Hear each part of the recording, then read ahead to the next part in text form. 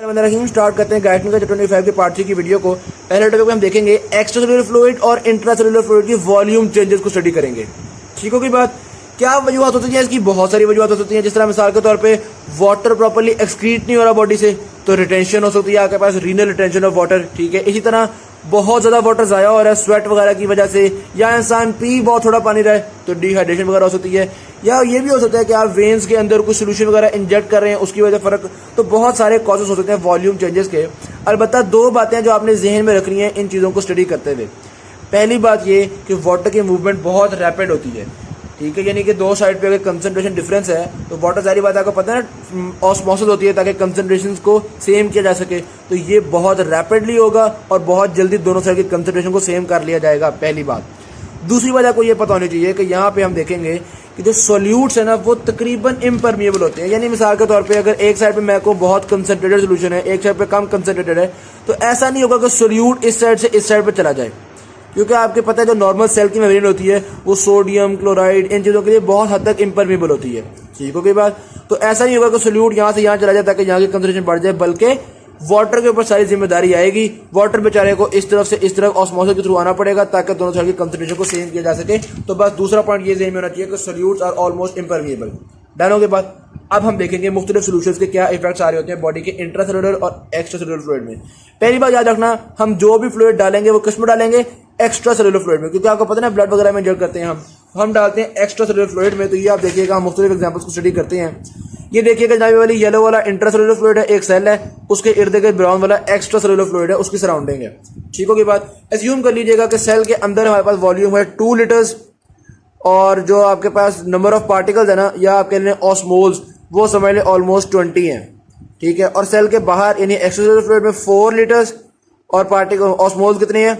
40। तो कंसंट्रेशन दोनों साइड पे सेम है, बाहर भी 10 पार्टिकल्स पर लीटर है, अंदर भी 10 पार्टिकल्स पर लीटर है। ठीक है। हम एक आइसोटोनिक सोल्यूशन डालते हैं, यानी कि ऐसा सोल्यूशन डालते हैं जिसकी कंसंट्रेशन बिल्कुल सेम है, जिसकी कंसंट्रेशन 10 ऑस्मोल्स पर लीटर ही है। तो मिसाल के तौर पे मैंने 1 लीटर और सोल्यूशन डाल दिया, 1 लीटर सोल्यूशन डाला जिसमें 10 पार्टिकल्स थे, तो क्या होगा? एक्स्ट्रा सेलुलर फ्लूइड का वॉल्यूम 1 लीटर बढ़ जाएगा, यानी 4 की बजाय 5 हो जाएगा, और पार्टिकल्स 10 बढ़ जाएंगे, यानी 40 की बजाय 50 हो जाएंगे। तो आप देख सकते हैं एक्स्ट्रा सेलुलर फ्लूइड का वॉल्यूम इंक्रीज कर चुका है। सेल के अंदर सेम बातें हैं। ठीक है। अच्छा, ईसीएफ का वॉल्यूम इंक्रीज कर चुका है, लेकिन कंसंट्रेशन अभी भी सेम है। अभी भी बाहर की कंसंट्रेशन 10 पार्टिकल्स पर लीटर है, अंदर भी 10 पार्टिकल्स पर लीटर है, तो कोई ऑस्मोसिस ऑफ वाटर नहीं होगा। बस जो सोल्यूशन डाला है उसकी वजह से एक्स्ट्रा सेलुलर फ्लूइड का वॉल्यूम इंक्रीज कर जाता है। तो आइसोटोनिक सलाइन सोल्यूशन डालने से एक्स्ट्रा सेलुलर फ्लूइड का वॉल्यूम इंक्रीज करता है और कुछ भी नहीं होता आपके पास। कंप्लीट हो गई बात। फिर देखते हैं हाइपरटोनिक सोल्यूशन डाला हमने।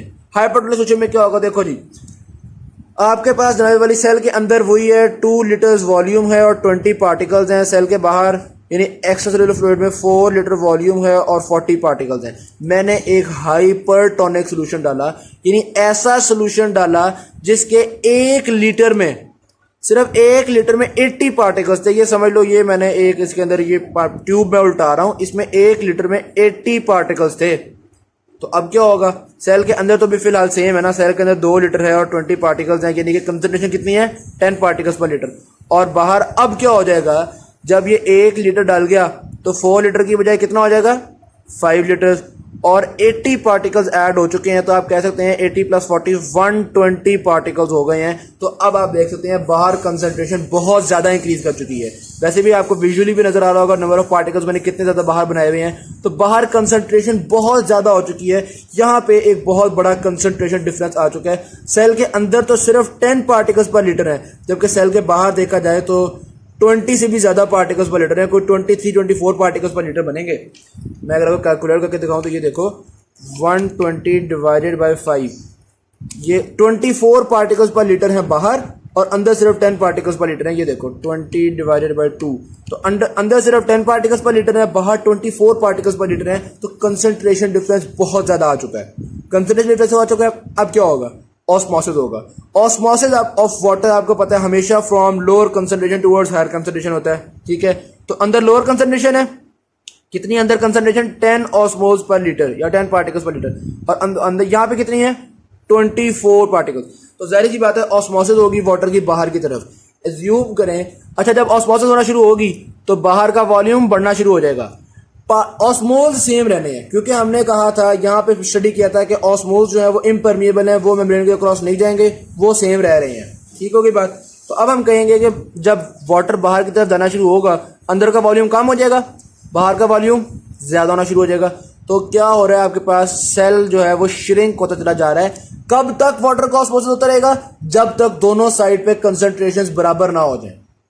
सही होगी बात। ये ऐसे हो जाता है ना, देखो अंदर कंसंट्रेशन बढ़ती जाएगी, बाहर कम होती जाएगी। एज्यूम करो यहां से ना करते करते करते करते 1 लीटर पानी निकल के बाहर जा चुका है, तो अब अंदर कितनी कंसंट्रेशन है आपके पास? 2 की बजाय जब 1 लीटर निकल गया 2 में से, तो 1 लीटर रह गया। मैं कहता हूं सेल के अंदर 1 लीटर रह चुका है। पार्टिकल तो सेम रहेंगे ना, 20। तो सेल के अंदर कंसंट्रेशन कितनी हो चुकी है? 20 पार्टिकल्स पर लीटर, या आप कह सकते हैं 20, मतलब ऑस्मोल्स गिर रहे हो तो 20 ऑस्मोल्स कह सकते हैं आप। 20 सेल के अंदर कंसंट्रेशन हो चुकी है 20, और बाहर कंसंट्रेशन क्या हो गई होगी? देखो 1 लीटर अंदर से बाहर जा चुका है। ठीक है, जाहिर सी बात है, आपने देखा ना 1 लीटर अंदर से बाहर चला गया। जब 1 लीटर अंदर से बाहर जाएगा तो बाहर 5 की बजाय 6 लीटर हो जाएंगे, तो बाहर आपके पास 6 लीटर हो चुके हैं और 120 पार्टिकल्स। तो अब आप डिवाइड करें 120 डिवाइड बाय 6 तो 20। लो जी, अब बाहर कंसंट्रेशन भी 20 हो चुकी है, अंदर कंसंट्रेशन भी 20 हो चुकी है। तो ये जो अंदर से बाहर गया था, इसकी वजह से आपने देखा कंसंट्रेशन डिफरेंस क्या आ चुका। और वॉल्यूम देखा जाए तो एक्स्ट्रा सेलुलर फ्लूइड का वॉल्यूम बहुत ज्यादा इंक्रीज कर चुका है। पहले सोल्यूशन डालने की वजह से इंक्रीज किया, फिर सेल से बाहर आया तो और ज्यादा इंक्रीज कर गया। आपके पास एक्स्ट्रा सेलुलर फ्लूइड का वॉल्यूम इंक्रीज कर गया, और इंट्रा सेलुलर फ्लूइड वो कम हो चुका है, वो 2 लीटर की बजाय 1 लीटर हो चुका है। इंट्रा सेलुलर फ्लूइड का वॉल्यूम डिक्रीज कर गया। हाइपरटोनिक सोल्यूशन डालने से सेल बेचारा श्रिंक हो जाता है, इंट्रा सेलुलर वॉल्यूम कम हो जाता है, क्योंकि वाटर निकलता है सेल से बाहर। तो ये थी हमारे पास डिटेल हाइपरटोनिक सोल्यूशन से रिलेटेड। ठीक है, एक और चीज आपने नोट करनी है, ओवरऑल कंसंट्रेशन देखो तो वो इंट्रासेलुलर और एक्स्ट्रासेलुलर की बराबर तो हो चुकी है, लेकिन पहले से कहीं ज्यादा है। पहले दोनों के अंदर 10-10 थी, 10 पार्टिकल्स पर लीटर 10 पार्टिकल्स पर लीटर, और अब दोनों के अंदर 20-20 हो चुकी है। ठीक है, तो जो कंसंट्रेशन है वो ओवरऑल इंक्रीज कर गई है। ये हुआ आपके पास हाइपरटोनिक सोल्यूशन डालने की वजह से। डन हो गई बात, कोई ऐसी मुश्किल बात नहीं थी। ऑल राइट, उसके बाद देखते हैं हम हाइपोटोनिक सोल्यूशन। पहले तो मतलब वही कंडीशन है इनिशियली, यानी कि सेल के अंदर 2 लीटर है जिसके अंदर 20 पार्टिकल्स हैं, सेल के बाहर 4 लीटर है जिसके अंदर 40 पार्टिकल्स हैं। ठीक है, अब मैंने इसके अंदर सोल्यूशन डाला, हम इसके अंदर डालने लगे बहुत ही हाइपोटोनिक सोल्यूशन। ठीक है, जिसकी कंसंट्रेशन बहुत ही थोड़ी हो। पहले क्या कंसंट्रेशन है?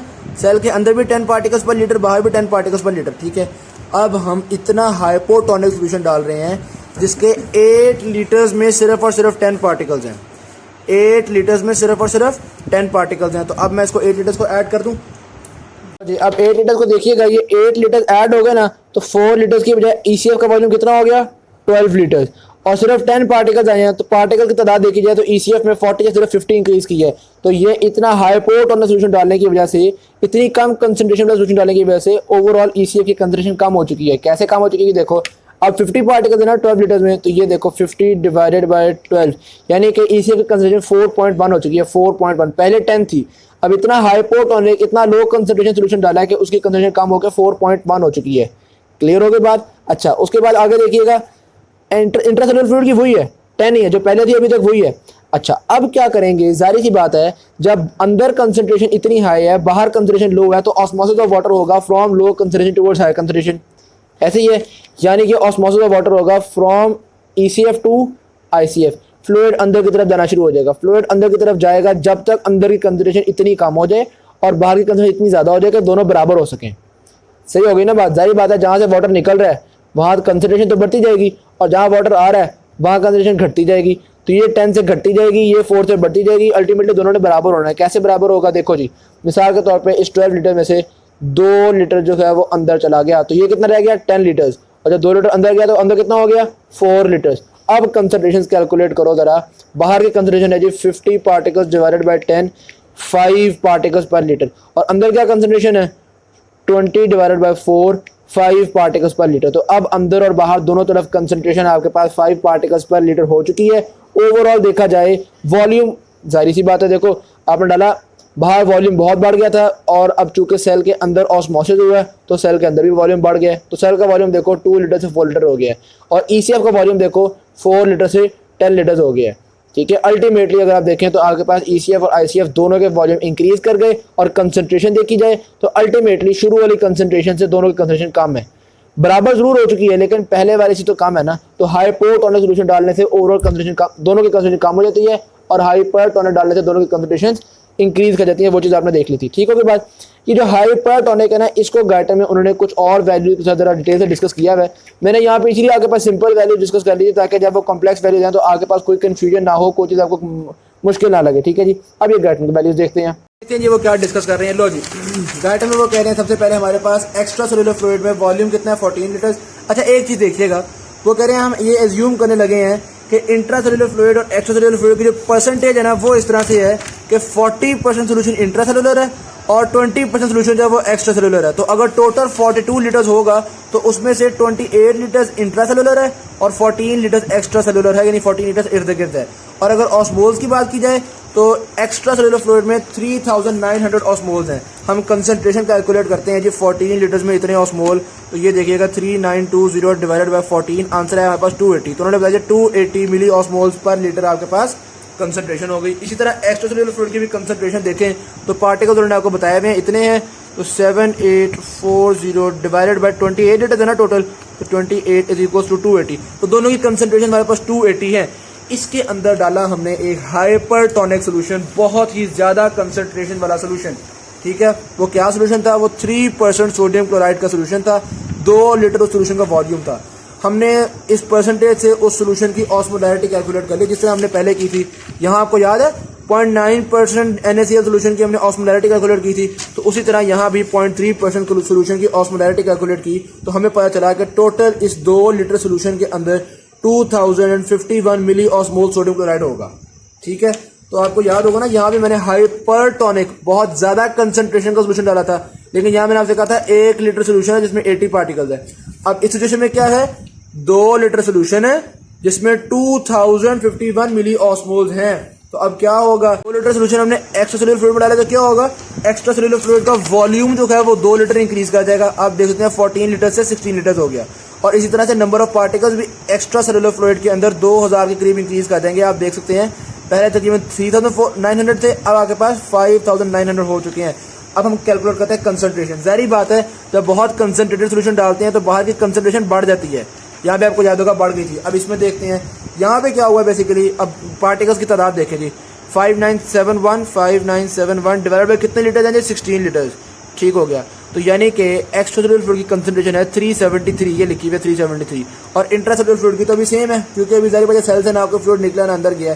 तो ये तो बहुत ज्यादा कंसंट्रेशन होगी। बाहर कंसंट्रेशन है 373, अंदर कंसंट्रेशन है 280। आपको पता है ऑस्मोसिस ऑफ वाटर होता है from lower concentration towards higher concentration, तो ऑस्मोसिस होगी from intracellular towards extracellular fluid.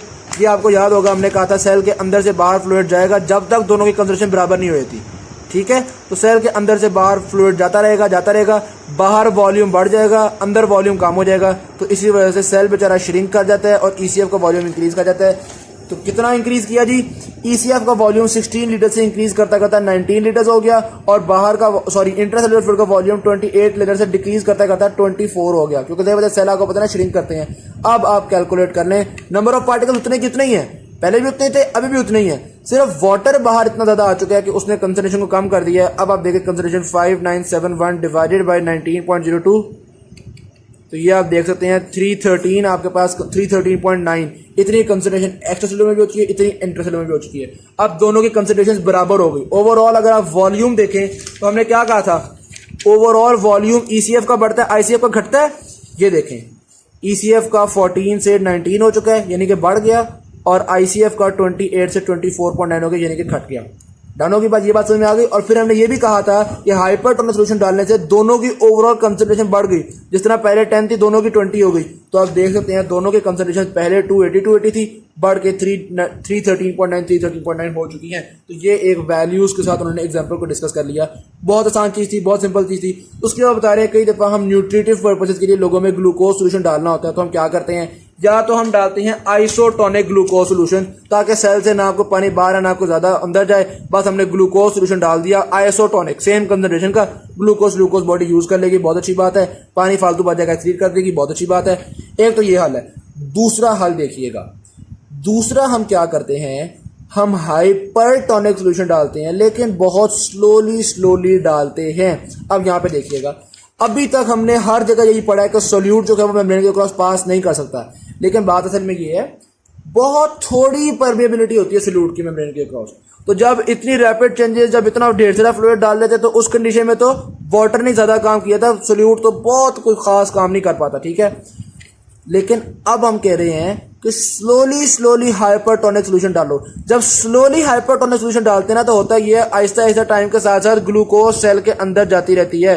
तो यानी कि बजाय इसके कि सेल से वाटर बाहर आए, थोड़ी बहुत ग्लूकोज अंदर चली जाती है और सेल की श्रिंकेज को प्रिवेंट कर लेती है। तो अगर हमने ग्लूकोज सोल्यूशन डालना है तो या तो हाइपरटोनिक सोल्यूशन हम बहुत स्लोली डालते हैं ताकि कंसंट्रेशन बराबर होती चली जाए और वाटर का ऑस्मोसिस ना करना पड़े, या फिर आइसोऑस्मोटिक ग्लूकोज सोल्यूशन डाल देते हैं। बस इतनी सी बात थी।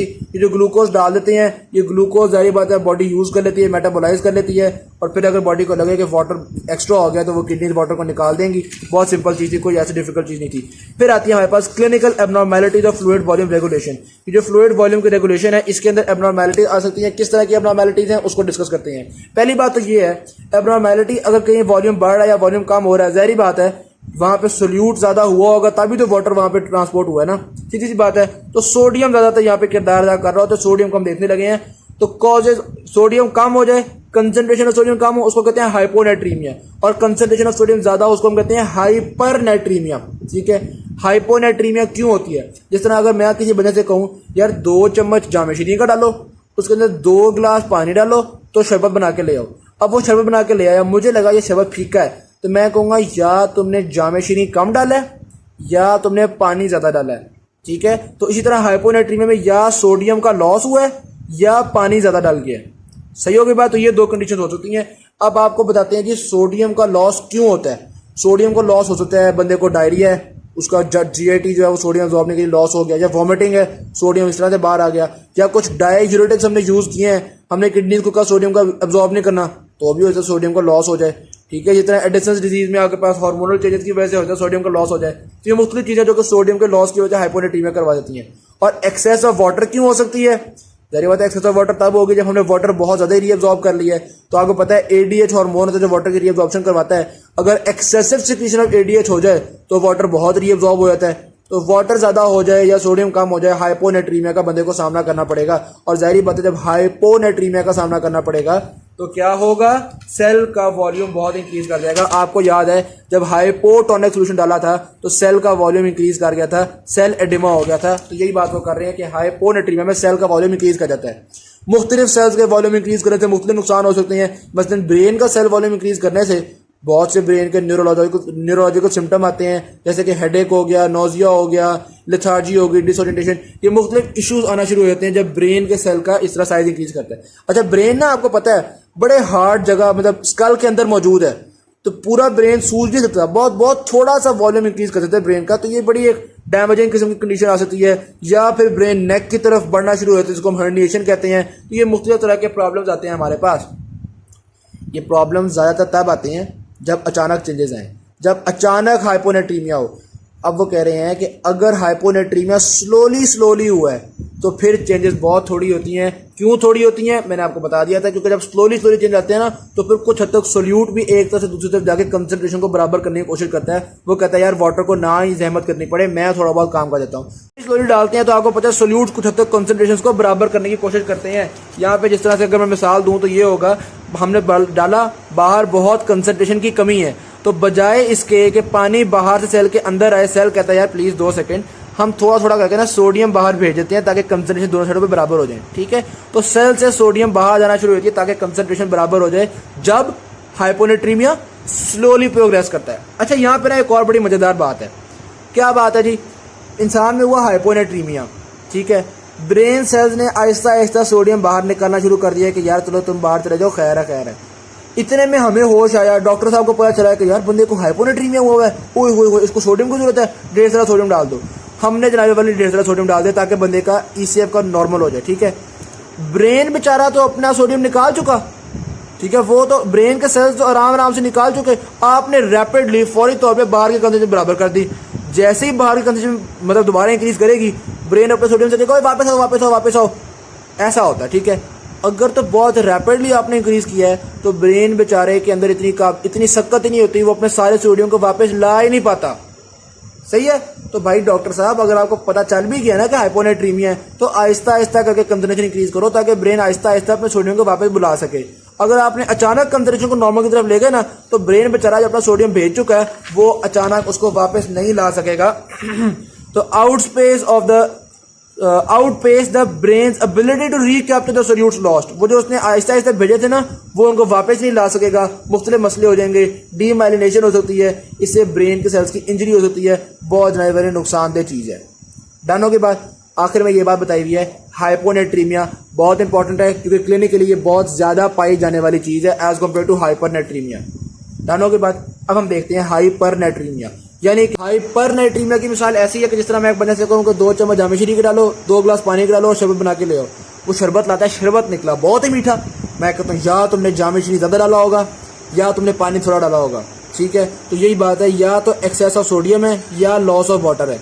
लॉस ऑफ वाटर हमारी बॉडी में क्यों हो सकता है, उसकी बहुत सी कॉज। एक तो होता है पानी बहुत थोड़ा पी रहे हो, डिहाइड्रेशन, या आपके पसीने से बहुत ज़्यादा पानी निकल रहा है, डिहाइड्रेशन, इस वजह से पानी थोड़ा हो जाता है। अच्छा, ये भी हो सकता है कि पानी हमारे यूरिन के थ्रू एक्सक्रीट बहुत हो गया, हम उसको रीअब्जॉर्ब ही नहीं कर सके, तो ये भी वजह होती है।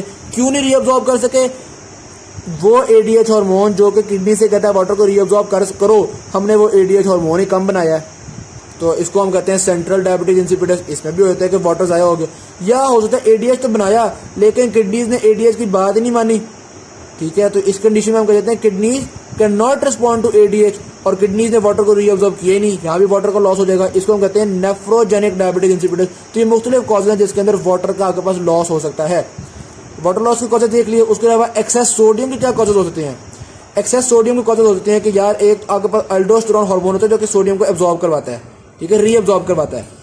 अगर बहुत ज़्यादा एल्डोस्टेरोन बन गया तो कुछ ज़्यादा ही सोडियम को रीअब्जॉर्ब कर लेगा, बॉडी में कुछ ज़्यादा ही सोडियम हो जाएगी। ठीक है, तो इस तरह मुख्तलिफ कॉजेज है आपके पास सोडियम की ज्यादती के। ये 12 चीज़ें हाइपरनेट्रीमिया। अच्छा, हाइपरनेट्रीमिया जो है ना वो एक तो हाइपोनेट्रीमिया जितना कॉमन नहीं है, दूसरा वो इतना नुकसानदेह भी नहीं है। क्यों नहीं नुकसानदेह, देखो जब आपके मतलब ईसीएफ के अंदर सोडियम बढ़ना शुरू होता है ना तो इसकी वजह से एडीएच हार्मोन भी रिलीज हो जाता है, और एडीएच हार्मोन क्या करता है, वाटर की रीअब्जॉर्प्शन। तो हम बॉडी से कहते हैं यार सोडियम ज़्यादा हुआ है तो वाटर भी ज़्यादा कर दो, तो अल्टीमेटली कंसंट्रेशन जो है ना वो तकरीबन बराबर बराबर रख लेते हैं हम। उसके अलावा हाइपरनेट्रीमिया की वजह से आपको प्यास भी बहुत लगती है, इंटेंस थर्स्ट भी डेवलप होना शुरू हो जाती है। आप पानी पीते हैं, इससे भी आपको पता है कंसंट्रेशन कुछ ना कुछ नॉर्मलाइज हो जाती है। तो इसमें कंसंट्रेशन डिफरेंस उतना बड़ा नहीं आता क्योंकि सोडियम के बढ़ने के साथ साथ हम वाटर को भी बढ़ा लेते हैं, और ये निस्बतन कम कॉमन चीज़ है। Thank you very much. बाकी इंशाल्लाह अगली पार्ट की वीडियो में, लास्ट पार्ट की वीडियो में डिस्कस करेंगे। वीडियो अच्छी लगी शेयर जरूर कीजिएगा, चैनल को सब्सक्राइब कीजिएगा। अल्लाह हाफिज़।